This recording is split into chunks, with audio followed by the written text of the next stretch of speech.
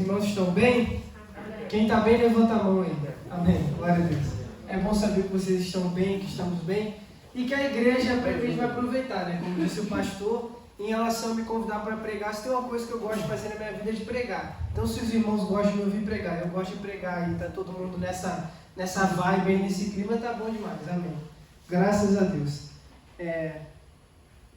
Hoje nós podemos sentir aqui no momento de louvor, eu não sei vocês, mas principalmente quando cantou aquele hino que se abram os céus, né?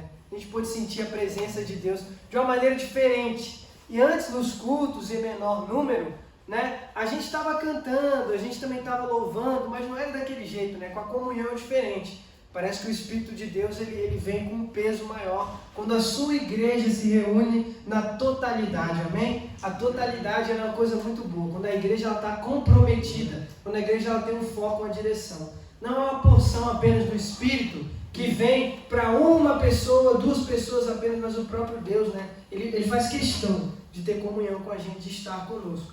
Isso é muito bom, poder sentir a presença de Deus, né? Eu creio que ao findar dessa noite, as nossas vidas serão impactadas pelo poder de Deus. Porque esse é o desejo do Senhor.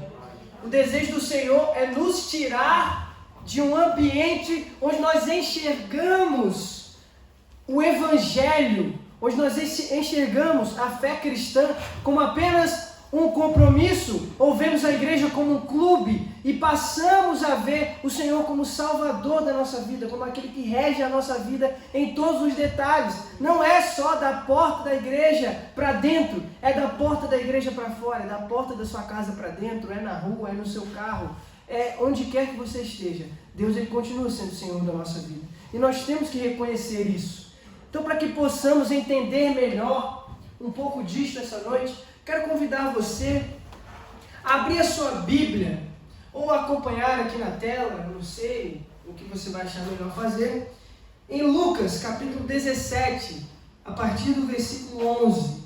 Nós vamos ler aqui esta passagem, é uma passagem muito bonita, né? Uma passagem muito tocante, que fala aos nossos corações. Eu creio que Deus ele vai fazer você enxergar tudo aquilo que você tem vivido de uma outra maneira a partir dessa noite. Porque o Senhor ele tem novidade de vida para nós, amém? Você crê? Paulo ele disse certa feita, né, que a nossa mente ela tem que ser renovada, que a nossa vida ela tem que ser renovada pela renovação da nossa mente, né? A nossa mente ela tem que estar o tempo todo sendo renovada. E a nossa mente ela é renovada pelo entendimento da palavra de Deus.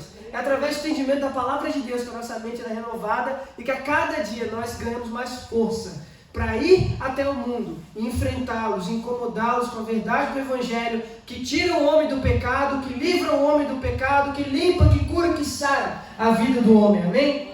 Vamos ler então. A palavra de Deus diz assim: de caminho para Jerusalém, passava Jesus pelo meio de Samaria e da Galiléia. Ao entrar numa aldeia, saíram-lhe ao encontro 10 leprosos, que ficaram de longe e lhe gritaram, dizendo: Jesus, mestre, compadeça-te de nós. Ao vê-los, disse-lhes Jesus: ide e mostrai-vos ao sacerdote. Aconteceu que, indo, eles foram purificados. Um dos 10, vendo que fora curado, voltou dando glória a Deus. Ele nem esperou chegar até o sacerdote, ele já quis voltar para glorificar o Senhor, amém? Em alta voz, e prostrou-se com o rosto em terra aos pés de Jesus, agradecendo-lhe. E este era samaritano. Então Jesus lhe perguntou: não eram 10 os que foram curados? Onde estão os outros 9? Só até aqui, né? O interessante que a gente já pode notar aqui nesse texto é o seguinte: é que Lucas ele faz questão. Ele é um apóstolo. Ele é um dos que andava com Jesus, que quando ele escreveu o seu evangelho, ele trouxe uma ênfase mais evangelística. E o interessante é que ele coloca ênfase aqui no sentido de que quando a gente lê o texto, a gente já percebe que ele fala que aquele homem que voltou para agradecer, ele era samaritano. O que isso significa para nós, a olho nu, ao batermos aqui os nossos olhos nessa situação, enxergar ele era samaritano? O que o evangelho ele é para todos, né? Infelizmente, hoje em dia a gente tem pessoas na igreja que se inibem, se isentam de pregar o evangelho às pessoas que elas conhecem e não compartilham dessa fé, né? Hoje eu tive uma experiência maravilhosa, né? Tinha de jogar futebol hoje de manhã com os meninos, e aí voltando, né, eu, a Evelyn e o Gabriel subindo pelo escadão, o Gabriel esqueceu a luva dele no campo. E ele foi voltar para pegar a luva dele. Eu e a Evelyn ficamos sentados no escadão esperando. E estávamos em frente à casa de uma família, né? Porque ali a gente sabe que é bem estreito, tem portas ali ao longo da escada. Então a gente estava na porta da casa de uma família, do nada saiu um senhor fumando cigarro. Fumando um cigarro, estava bêbado, estava doidão. E ele começou a conversar com a gente, disse que a mãe dele havia brigado com ele e tal. E a gente decidiu falar de Jesus para aquele senhor.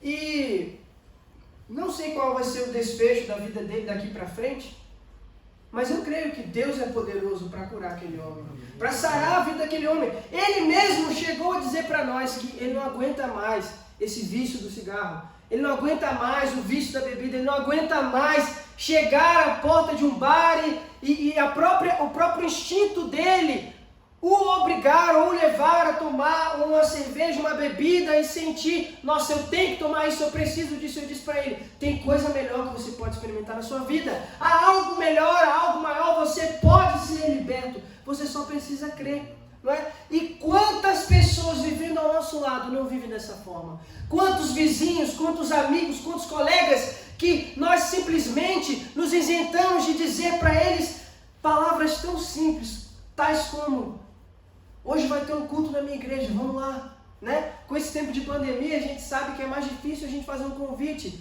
mas a gente vem de um contexto onde antes da pandemia já não fazíamos isso, infelizmente, né?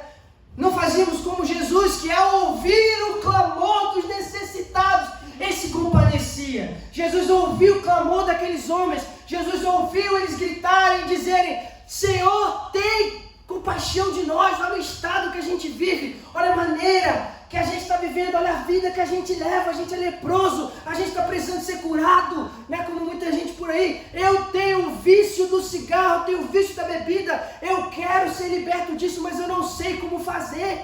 E nós que andamos com esse poder maravilhoso, né? Como diz ali Paulo em Efésios, o mesmo poder que ressuscitou Cristo dentre os mortos, ele vive em nós.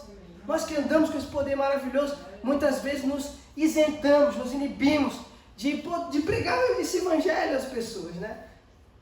Para que a gente está usando esse poder? Né? Fica aí a pergunta retórica para o seu coração essa noite, para o meu coração, para o nosso coração. Para o que a gente tem usado esse poder? Mas vamos aqui, enfim, para os pormenores desse texto, né? Jesus, ele indo e pregando, né?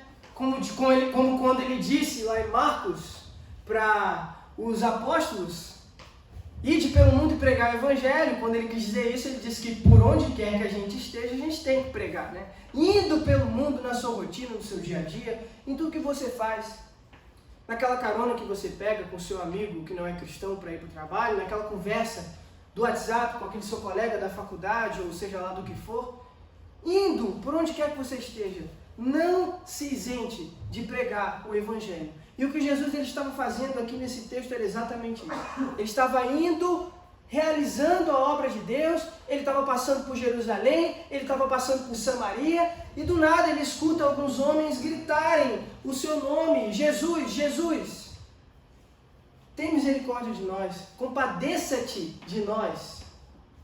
Então Jesus ele vai até aqueles homens e conversando, dialogando com eles, porque eles se encontravam numa situação de impureza. Jesus ele fala para eles o seguinte: vocês estão nessa situação, lembrando da lei lá de Deuteronômio, né? Quando Jesus ele tinha total confiança do que ia acontecer. Ele sabia que aqueles homens iam ser curados. Assim como eu e você, quando a gente prega o evangelho para alguém, a gente tem que ter a certeza dos efeitos que o Evangelho vão surtir na vida daquela pessoa, dos efeitos que o Evangelho vão tomar na vida daquela pessoa, humanamente falando, dos estragos que o Evangelho vai fazer na vida daquela pessoa, né? Porque se ela bebia, não bebe mais, se roubava, não rouba mais, se fumava, não fuma mais, se mentia, não mente mais, a vida é transformada. Assim como aqueles homens que estavam doentes, era uma cura física, mas que também no sentido trazido para os nossos dias e para o nosso contexto, a gente pode usar essa palavra para entender como uma necessidade espiritual que alguém tem, uma doença espiritual que alguém tem. Então quando Jesus ele vai daqueles homens, ele tem certeza do que ia acontecer. E lá em Deuteronômio 13, a palavra de Deus diz que segundo a lei judaica, as 200 e poucas leis lá, os 200 e poucos mandamentos que eles têm, né, 270 alguma coisa, eu não me lembro ao certo aqui de cabeça, mas diz que eles tinham que ir até o sacerdote para o sacerdote verificar se eles estavam curados ou não. E a palavra do sacerdote naquela época, ela era uma palavra de autoridade. Então se o sacerdote dissesse está curado, a pessoa estava curada. E se o sacerdote dissesse não está curado, a pessoa não podia voltar para o meio das outras, não poderia estar curada.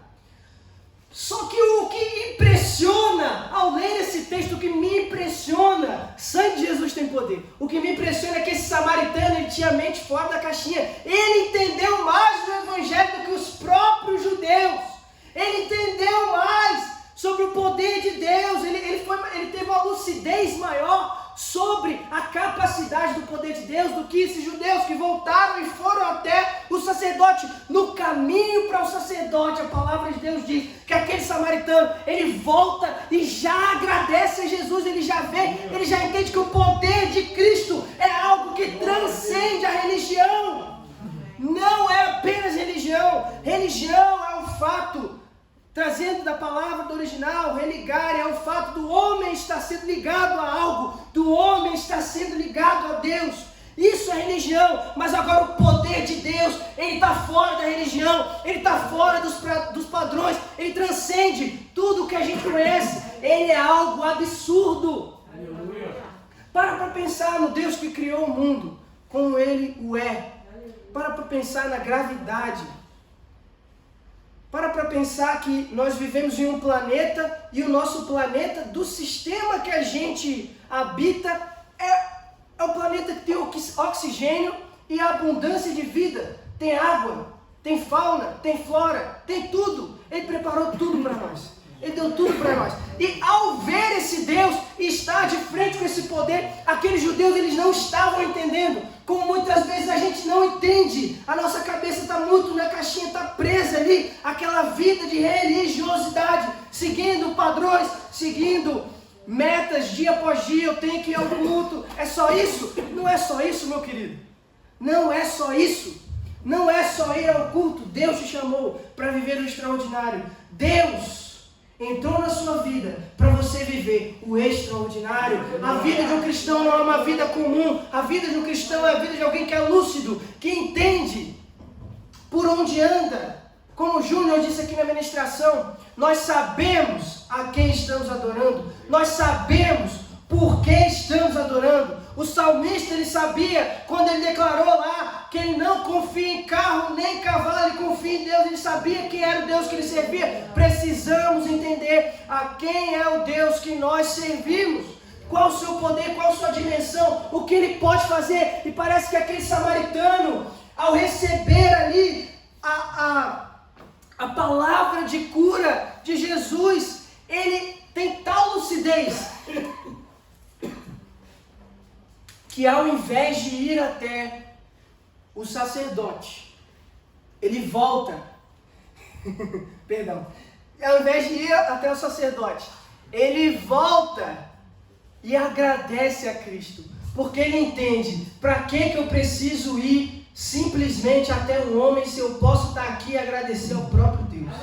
Ele sabia que ali era o próprio Deus, ele teve esse entendimento. Não que não precisamos ter comunhão com os nossos irmãos, e precisamos estar na igreja sim, precisamos ter comunhão com os nossos irmãos sim, só que a gente não tem que simplesmente seguir aquilo que o homem dita e falar, é para você fazer isso simplesmente, é para você fazer aquilo simplesmente. Você tem que entender o que você está fazendo.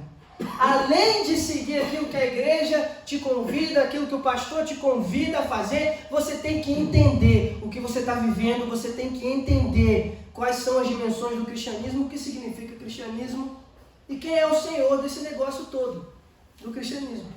Amém? Algo que me chama a atenção aqui é que quando a gente vai estudar esse texto no original, a palavra de Deus diz que esse entendimento que a gente pode ter de quando Jesus ele cura a vida desses homens, ele pode servir para a seguinte questão: remover uma limpeza no sentido moral. Aquele homem não foi só curado da lepra, aquele homem foi salvo, aquele homem foi liberto, as escamas dos olhos daquele homem caíram, aquele homem pôde enxergar a verdade. Provavelmente os outros não, porque estavam com a mente finta na religião, porque estavam com a mente voltada só para aquilo, só para o mundinho deles, para a cabecinha deles. Mas aquele homem teve as escamas removidas e enxergou a verdade. Livrar da contaminação do pecado e das culpas. Aquele homem entendia que todos os pecados que ele havia cometido haviam sido perdoados. Deus havia o livrado das culpas. Que muitas vezes quando a gente está com a vida distante de Deus, o pecado ele nos acusa tanto que a gente toma para si a culpa e não entende que Deus ele levou, que Jesus aqui ainda levaria. Não havia o levado, só no tempo de Deus, no Kairos, que ele tinha levado.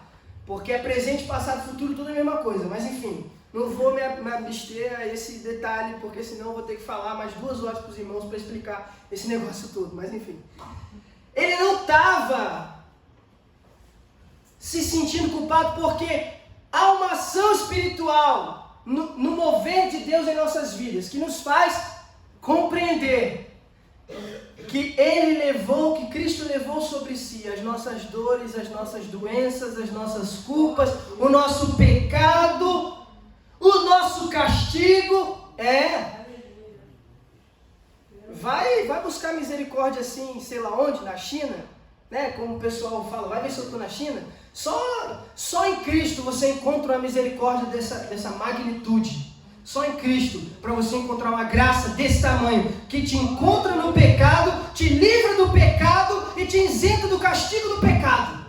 Só Jesus, só Jesus. Não há nos céus, na terra, não há em lugar nenhum Deus como o nosso Deus, que livra o homem, que liberta o homem de um peso moral, né? Porque a gente vê que, eu não estou falando de religião, mas a gente vê que em relação a padrões religiosos, há pessoas que seguem critérios, onde elas fazem coisas para tentar tirar da mente aquela culpa. Elas fazem alguma coisa ou outra para tentar livrar da culpa. Você não precisa fazer nada para Jesus te livrar da culpa do pecado. Você não precisa fazer nada para Jesus te libertar. Para Jesus libertar a sua vida da escravidão do pecado, como disse Charles Spurgeon um dia, que o poder de Deus, ele é hábil para nós, para nos libertar do pecado em 3 estágios: da ação do pecado, do poder do pecado e do pecado. Óbvio que do pecado a gente não vai ser liberto aqui nessa vida, porque a nossa carne está contaminada pelo pecado desde a queda de Adão no Éden. Porém, você pode ser liberto, meu irmão, da ação do pecado e do poder do pecado. Você pode entrar num estágio onde você escolhe não cometer o erro, porque Deus te capacitou para aquilo, através do Espírito Santo dele, através da graça preveniente dele. Ele te concedeu a escolha, o poder de decisão para você poder sair do pecado e ir para a luz, para você poder escolher. Deus me resgata, para você poder fazer como esses leprosos que clamaram: Senhor, compadeça-te de nós. E Ele se compadece, e Ele te liberta, e Ele te livra inclusive das punições que o pecado ele traz para a vida do homem. Porque nós sabemos que o pecado ele destrói a vida do homem, mas Cristo ele veio para trazer vida, e vida em abundância, vida plena, plenitude de vida, vida por completo. Talvez aqui nessa terra, vivendo o cristianismo, você não experimente a vida com toda a plenitude, com 100% da plenitude. Pelo menos uns 80%, 90% já é demais, é coisa boa pra caramba, né? Mas, na eternidade você vai experimentar 100% de plenitude, né? A gente sabe que o nosso corpo vai ser glorificado, tudo aquilo que há de mazela nessa terra aqui, que impede a gente de viver o extraordinário de Deus, vai cair. Mas já começa aqui, nessa obra, onde Deus ele faz o que ele fez na vida desse homem leproso, derrubando as escamas dos nossos olhos e fazendo-nos enxergar a verdade do Evangelho. Amém? Consagrar pela limpeza ou purificação. Consagrar, dedicar, anunciar que está limpo, no sentido lá de Levítico. A própria palavra de Cristo, de que você está liberto, ela serve para você entender que a liberdade chegou na sua vida. Foi quando Jesus disse, vai ao sacerdote, e o homem leproso já estava com a mente anos-luz na frente dos homens judeus. Ele entendeu que o próprio rei sacerdote estava na frente dele, já havia decretado a palavra de libertação para a vida dele. Glória a Deus! É como a gente canta naquele hino, eu sou quem diz que sou, né? Perdoado, escolhido, eu sou quem tu dizes que eu sou. Você é quem a Bíblia diz que você é. Você é quem Deus diz que você é. Creia nisso nessa noite, amém?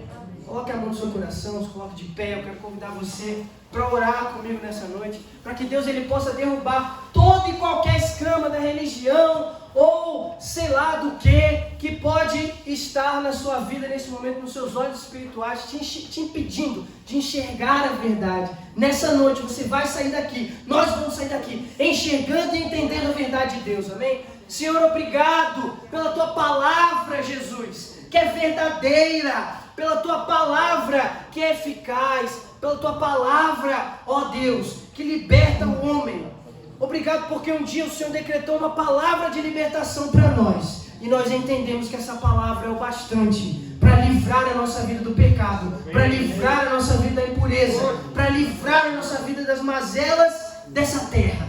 Obrigado porque o Senhor tem e há de continuar fazendo uma boa obra em nossos corações, uma boa obra em nossas vidas. Obrigado pela libertação em Cristo Jesus. Obrigado pela palavra de providência do Rei, Sacerdote e Senhor. Obrigado, Pai. Somos gratos a Ti, em nome de Jesus. Amém. Glória a Deus. Amém, glória a Deus, irmãos, é muito bom, né? É muito bom nós podermos ouvir a palavra do Pai, né? E sermos cheios da mensagem do Evangelho de Cristo. Glória a Deus. Vou estar aqui orando para a gente estar já encerrando esse momento. Pai eterno e soberano, te agradeço, Senhor, por tudo que tem feito na nossa vida, no nosso tempo. Que Teu Espírito Santo possa nos encher do Teu poder, do Teu amor, da Tua palavra, da Tua mensagem. Abençoa, Pai, a Tua igreja aqui hoje. Nós possamos ser renovados e restaurados. Entendemos o Teu projeto e o Teu plano. Não só hoje, mas para sempre, Senhor. Entendemos que o Senhor quer o melhor para nós, o melhor para a igreja. Em nome de Jesus, nós te agradecemos. Amém. Que a graça do nosso Senhor e Salvador Jesus Cristo, o amor de Deus, nosso Pai, as ricas, maravilosas e poderosas consolações do Espírito Santo, seja com todo o povo de Deus, em toda a face da terra, não só hoje, mas para todos sempre. Amém. A paz do Senhor.